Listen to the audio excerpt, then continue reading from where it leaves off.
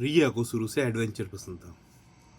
कुछ नया, कुछ अजीब, कुछ ऐसा जिसमें थोड़ा डर हो और थोड़ा थ्रिल। उसे बोरिंग चीजें बिल्कुल पसंद नहीं थी। शायद यही वजह थी कि इस बार जब वो गर्मियों की छुट्टियों में अपने मामा के घर गांव आई तो उसकी नज़र बार बार एक ही जगह जाकर रुकती थी। गांव के किनारे खड़ी एक पुरानी सुनसान हवेली।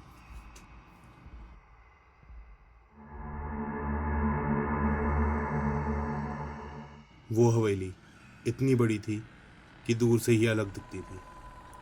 चारों तरफ ऊंची घास, जंगली झाड़ियाँ, टूटी हुई दीवारें और ऐसा सन्नाटा जैसे वहां सालों से कोई ना गया हो। गांव में उस हवेली को लेकर बहुत बातें होती थी। कोई कहता था अमावस्या की रात वहां से रोने की आवाज आती है, और कोई कहता था उसके पास जाते ही स्ट्रीट लाइट अपने आप टिमटिमाने लगती है। और कुछ लोग तो यहाँ तक कहते थे कि उस हवेली के अंदर आज भी कोई है जो दिखता नहीं लेकिन महसूस ज़रूर होता है। रिया ने ये सारी बातें सुनी थी, लेकिन डरने की बजाय उसकी क्यूरियोसिटी और बढ़ गई। उसे लगा देखते हैं आखिर सच क्या है। उसने अपनी कज़न अनन्या को भी साथ चलने के लिए कहा। अनन्या रिया से बिल्कुल अलग थी। रिया जहाँ हर अजीब चीज़ में एक्साइटमेंट ढूंढ लेती थी, वही अनन्या अंधेरे, सुनसान जगहों और अजीब आवाज़ों से सच में डर जाती थी। लेकिन रिया के बार बार बोलने पर वो मना नहीं कर पाई। उस रात दोनों हवेली की तरफ निकल पड़ी। जैसे जैसे वो पास पहुंच रही थी, हवा और ठंडी होती जा रही थी। आसपास का रास्ता सुनसान था। दूर कहीं कुत्तों के भौंकने की आवाज आ रही थी और हवेली सामने खड़ी थी, बिल्कुल चुप, बिल्कुल स्थिर, लेकिन फिर भी अजीब तरह से जिंदा सी। टूटा हुआ दरवाजा, खिड़कियों के बिखरे शीशे, दीवारों पर जमे पुराने जाले, सब कुछ देखकर ऐसा लग रहा था जैसे वो जगह सिर्फ पुरानी नहीं बल्कि कुछ छुपाए बैठी हो। रिया ने कहा, क्या हुआ अनन्या, अभी से डर लग रहा है क्या? अनन्या, डर नहीं लगेगा क्या? तू ऐसे चल रही है जैसे हम हवेली नहीं मेले में आए हैं। रिया, अरे बस देखकर वापस चले जाएंगे यार, इतना पैनिक मत कर।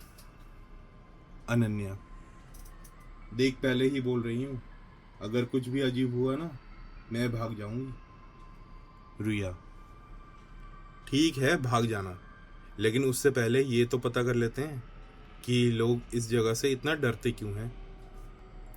दोनों थोड़ा और आगे बढ़ी। तभी पास की स्ट्रीट लाइट अचानक टिमटिमाने लगी।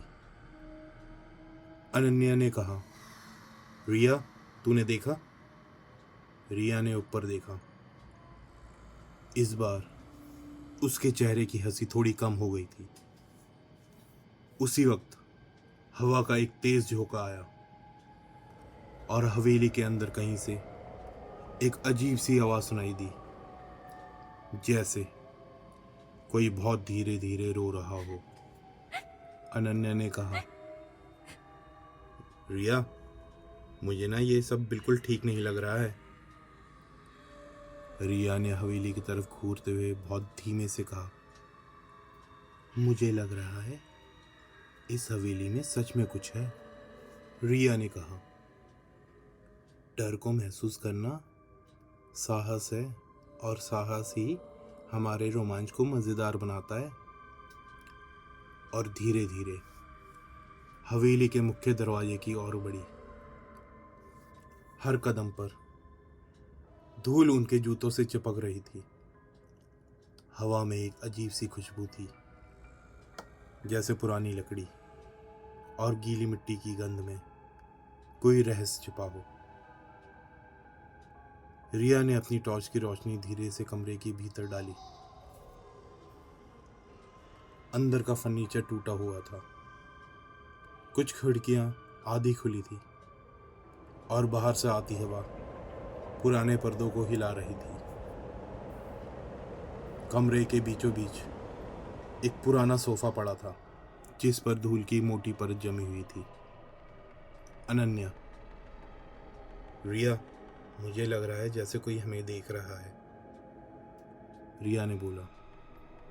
डर मत, ये बस हवेली की पुरानी आत्माएं हैं, हमें उनका सामना करना है। दोनों धीरे धीरे हवेली के अंदर बढ़ी और फिर ऊपर जाने लगी। सीढ़ियां हर कदम पर चरमरा रही थी। फर्श पर पुराने पैरों के निशान जैसे खुद ब खुद बनते जा रहे थे। हवा की सरसराहट और उड़ती धूल के कण उनके चेहरों से टकरा रहे थे। अनन्या ने कहा, क्या तुम्हें लगता है कि सच में भूत है? रिया ने कहा, मुझे नहीं पता, पर जो भी है हमें उसका सामना डर से नहीं करना, अपनी समझ से करना है। उनके कदमों की आवाज पूरी हवेली में गूंज रही थी और तभी ऊपर से एक धीमी रोती हुई आवाज आई, जैसे कोई बच्ची धीरे धीरे गा रही हो।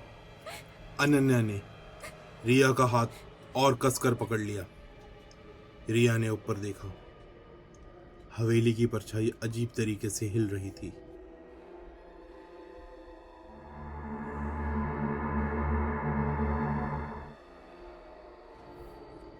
जैसे वह जिंदा हो।